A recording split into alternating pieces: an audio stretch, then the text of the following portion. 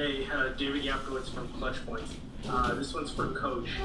These last two games, against Minnesota, this one here, you've been in it, and it just seems like up until the fourth quarter, that's where things have kind of went away. Just kind of from your perspective, what are you seeing out there? What's kind of happening that you've seen in the fourth quarter that, you guys haven't been able to get over that hump?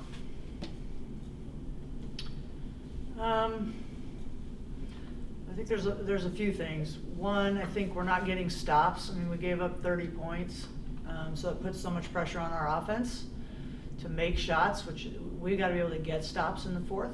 Same thing against Minnesota. And then I think offensively we got away from what was working. Just too much one-on-one, and that's not what we had a big lead, and it wasn't from going one-on-one. So we've got to fix that and have some trust in the system and in each other, and make sure we're getting great shots down the stretch. Sorry. DJ? Hey Coach, DJ from LA Sparks Weekly here. The Chicago Sky had 19 second chance points tonight. Can you talk about the strategy there of how you were trying to adjust to stop those and maybe how Chicago came out on top tonight in that area? Yeah, well, my box score says they had 28 second chance points. I like yours better. But that's what they're good at. And, we've known that. We don't have, I don't know, they just seem to be timely O-board putbacks. They were super aggressive in the fourth, and I don't know how many, it'd be interesting to know how many of those came in the fourth, second chance offensive rebounds. But yeah, 12 offensive rebounds and 28 points, that's pretty crazy. Okay. Thanks, Coach. And this one is for Azurá as well as Dearica.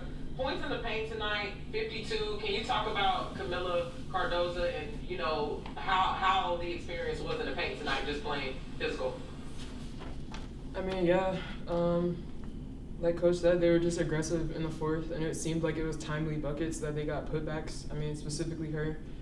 So we just got to do a better job next time we play them in 5 days. So we got to do a better job of limiting that, because that's where they got a lot of their points from.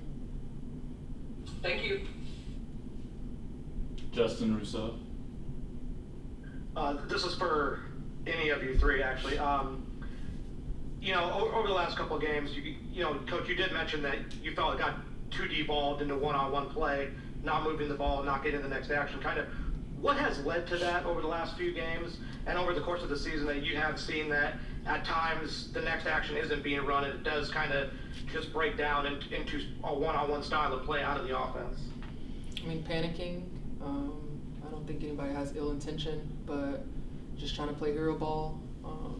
And obviously people have had success at it at certain points, so that's just kind of what I guess we got to be more mentally tough to continue to play through that and continue to, like Coach said, do the things that were working the first half and not resort to a one-on-one ball. And quite honestly, we got to shoot better. We can't have our starting five at times go. It's not just this game, but continue to shoot not efficient shots. Dearica, you mentioned panicking. If you don't mind me asking, what do you think leads to the panicking? Not getting stops. And like Coach talked about, just it puts pressure on our offense, and people feel like they have to go and make plays, and then we're turning the ball over, and then we're not getting back in transition. So just a never-ending cycle. So in your opinion, I don't mean to ask again, but in your opinion, the defense kind of bleeds into the offensive confidence, essentially? For sure, but when you have a championship team and you want to contend with the top, you can't do that. You have to be able to get stops and score. Last question, Charlotte. Yes, Charlotte, the FI 360 News. tough loss. You guys, coach has mentioned this before, talking about putting in 40 minutes for a game. What can you take from this game that you can see that how to do better to have both halves since you started off hot with the 10-2 run?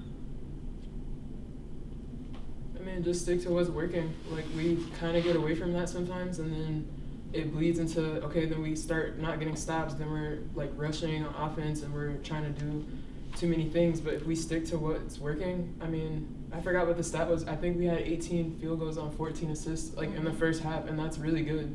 That's when we're playing at our best. When we've won games, that's when we're playing at our best. So we got to find a way, like Dee said, to mentally lock into that, because that's how we're going to win.